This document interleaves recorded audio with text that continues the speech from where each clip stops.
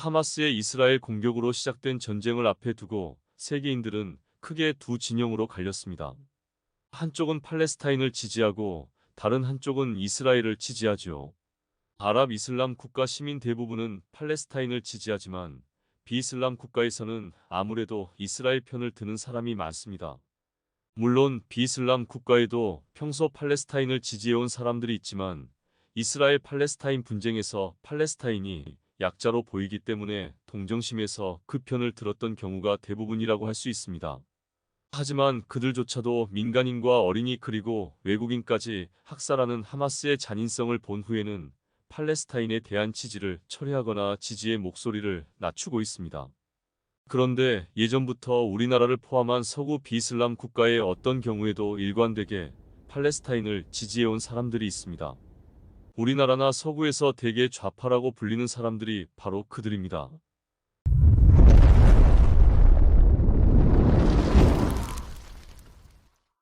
우선 로고스 TV는 좌파는 진보, 우파는 보수라는 도식에 동의하지 않는다는 점을 밝히고 싶습니다. 1991년 12월 소련이 공식적으로 무너진 이래 세상의 좌우가 혼란해져서 때로는 러시아 공산당처럼 가장 좌파적인 세력이 가장 보수적이기도 하니까요.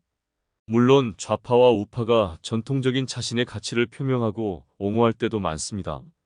그중 좌파가 소중하게 내세우는 전통적인 가치라면 민주주의는 물론이고 사회적 평등과 언론 자유, 여성과 LGBTQ 등 소수 집단의 권리 신장 등이 있겠지요.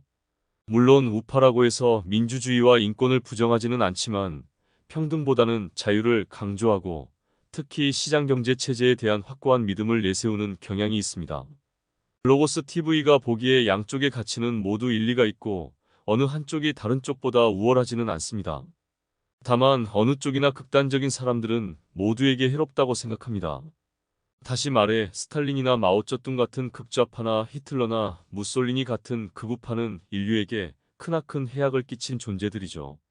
혹자는 극우파인 히틀러와 나치는 악마 같은 존재이지만 스탈린이나 마오는 그 정도는 아니라고 말하기도 하지만 실은 스탈린이나 마오 때문에 죽은 사람이 히틀러 때문에 죽은 사람보다 더 많지요. 더구나 스탈린은 자기 편에게도 지독한 숙청을 시행했기 때문에 역사상 공산주의자를 가장 많이 죽인 사람은 스탈린이라는 말이 있을 정도입니다. 극좌와 극우는 똑같이 해롭지만 양자 간에는 차이도 있는데요. 그 중에서도 특이한 걸로 극우파는 자신의 의도를 솔직하게 드러내는 반면 극좌파는 진심을 숨기는 경향이 있습니다. 히틀러는 자서전에서 유대인이 인류의 암종이며 자기는 유대인을 아주 싫어한다고 말했습니다. 그리고 실제로 집권하자마자 유대인에 대한 탄압을 시작했죠. 하지만 스탈린, 마오, 폴포트 등 극좌파는 한결같이 고상한 이상주의를 내걸고 인민들을 매료시킨 다음 수백만, 수천만의 인민을 학살했습니다. 극우와 극좌 모두 싫어하는 사람의 입장에서 볼 때 극우파는 최소한 솔직하게 자신의 생각을 드러내기 때문에 이들의 공격에 대비하기가 쉽습니다. 하지만 극좌파는 본심을 숨기고 겉으로는 천사같이 나타나서 뒤통수를 치는 경향이 있어서 이에 대비하기가 상당히 어렵습니다. 일반적인 좌파의 경우는 어떨까요? 아까 말씀드렸듯이 좌파의 전통적인 가치는 민주주의와 사회적 평등, 언론 자유, 여성과 LGBTQ 등 소수 집단의 권리 신장 등이 있습니다. 우리나라나 서구에서 좌파들이 이런 이슈를 들고 집회나 시위를 하는 것을 흔히 볼 수 있습니다. 그리고 로고스 TV는 대부분의 경우 이런 활동에 찬성합니다. 민주주의와 언론 자유, 소수 집단의 권리 신장 등에 반대할 이유가 없으니까요. 그런데 이상하게도 좌파의 경우 이슬람이나 팔레스타인 문제가 이슈로 등장하면 평소의 관점을 상실하는 경우가 많은 것 같습니다. 이를테면 2015년 프랑스에서 이슬람 선지자 무함마드를 묘사한 만평 때문에 광신적인 이슬람 교도가 잡지사 직원들을 살해한 샤를리 앱도 사건이 발생했을 때 우리나라를 포함한 서방 세계 대부분의 언론사들이 이슬람 근본주의를 비판하는 입장을 취했습니다. 그런데 국내에서 굳이 따지면 좌파에 속하는 언론인 경향신문은 원칙적으로 표현의 자유는 모든 이들에게 허락되어야 하지만 다 같은 표현의 자유라고 해도 권력의 유무에 따라 결과는 각기 다르다. 고 주장하는 글을 실었습니다. 아마도 프랑스 내의 이슬람은 약자이기 때문에 이를 공격하는 것은 표현의 자유라는 원칙에 반한다는 뜻이겠지요. 하지만 그런 식이라면 비판할 수 있는 게 별로 없어요. 노동자는 자본가보다 약자이기 때문에 비판해서는 안 되고 여성은 남성에 비해 약자이기 때문에 역시 비판하면 안 됩니다. 이 외에도 세상에는 약자들이 아주 많지요. 그리고 우리 모두가 알다시피 약자라고 해서 옳은 일만 하는 건 아니죠. 당연히 약자건 강자건 비판하고 싶은 사람은 비판할 수 있어야 하고 풍자하고 싶은 사람은 풍자할 수 있어야 합니다. 그것이 전통적인 좌파의 가치에도 부합합니다. 같은 시기에 역시 우리나라에서 좌파로 분류되는 한겨레 신문은 칼럼을 통해 무함마드 모독을 표현의 자유에 속한다고 주장할 수는 있지만 그 자유는 표현의 자유 원칙이 태어난 이유를 헤아리지 못하는 오만한 자유이며 자유의 남용이다. 라고 말하면서 오히려 샤를리 앱도의 만평을 비판했습니다. 하지만 한겨레가 혹은 이 칼럼을 쓴 기자가 특정 표현을 오만한 자유와 자유의 남용이라고 규정할 권력이 있다는 생각 자체가 오만하지 않습니까? 누군가에게 지적당할 것이 두려워서 표현의 자유를 누리지 못한다면 그것이 표현의 자유가 없는 것과 무엇이 다르겠습니까?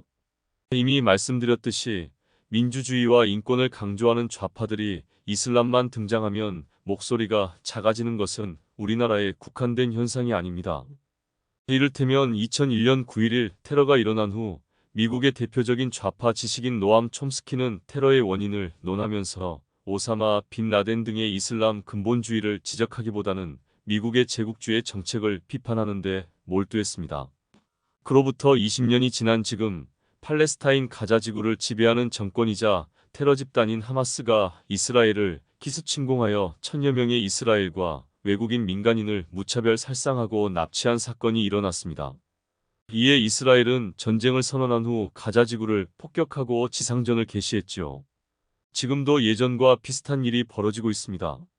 미국과 유럽에서는 아랍계 주민들과 일부 대학생, 지식인 등이 함께 팔레스타인 지지 시위를 벌이고 있지요.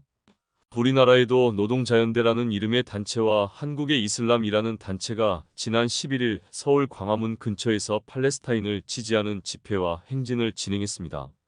보도에 따르면 이 집회에는 한국인과 팔레스타인인을 포함한 여러 아랍 국가에서 온 참가자들 총 200여 명이 참여했다고 합니다. 그런데 이 집회에 참석한 노동자연대는 우리나라의 전형적인 좌파 단체 중 하나입니다. 이 단체는 홈페이지에서 자신들은 마르크스주의 관점으로 세계를 분석하고 마르크스주의 이론을 오늘날의 현실에서 벌어지고 있는 사건들에 실천적으로 적용하려고 노력한다고 분명히 밝히고 있습니다. 그리고 조선일보에 따르면 이들은 헌법재판소에 의해 위헌 정당으로 규정돼 해산 판정을 받은 통합진보당에 참여하기도 했습니다.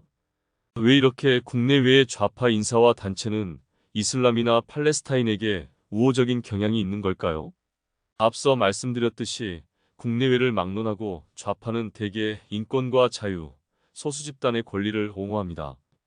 그런데 팔레스타인을 포함한 전 세계의 이슬람 국가 중 어느 나라가 인권과 자유를 소중히 지키고 소수 집단의 권리를 위해 노력하고 있습니까?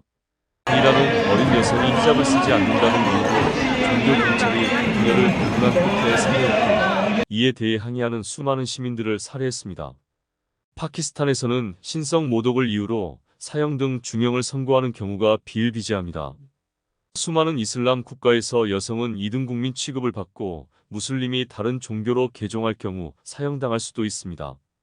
팔레스타인을 지지하는 LGBTQ 단체의 회원이 실제로 드래퀸 복장을 하고 가자 거리에 등장하면 목숨이 위험할 것입니다. 전 세계 50여 개의 이슬람 국가 중 종교의 자유, 표현의 자유를 보장하는 국가가 하나라도 있습니까?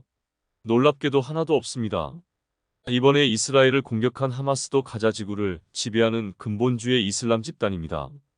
2006년 선거와 내전 끝에 집권한 그들은 이후 지금까지 단 한 번의 선거도 치르지 않은 채 가자 지구의 지배자로 군림하면서 폭압적인 통치로 일관하고 있습니다.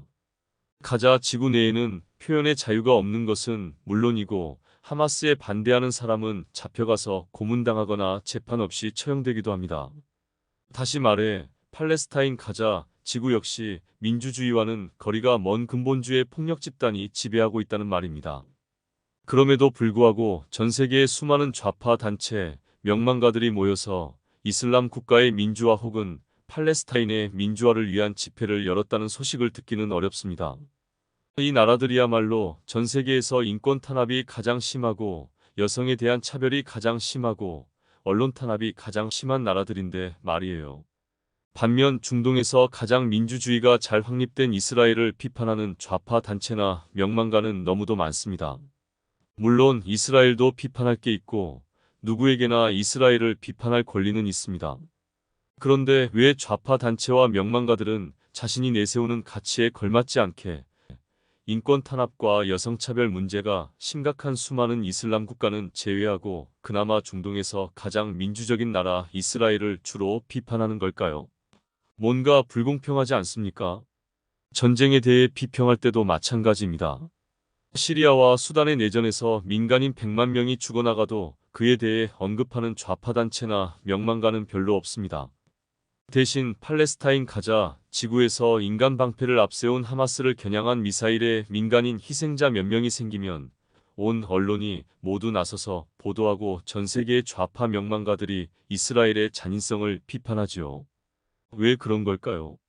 좌파들은 이슬람 국가들은 지적해도 소용없으니 처음부터 포기하고 만만한 이스라엘을 비판하는 걸까요? 아니면 이슬람 국가에 대한 비판은 인기가 없으니까? 혹은 돈이 안 되니까? 표면상으로는 인권과 자유, 평등을 내세우면서 실제로는 인권과 자유, 평등이 가장 열악한 나라 대신 그나마 가장 민주적인 상대를 공격하는 행위. 이런 걸 위선이 아니면 뭐라고 불러야 할까요?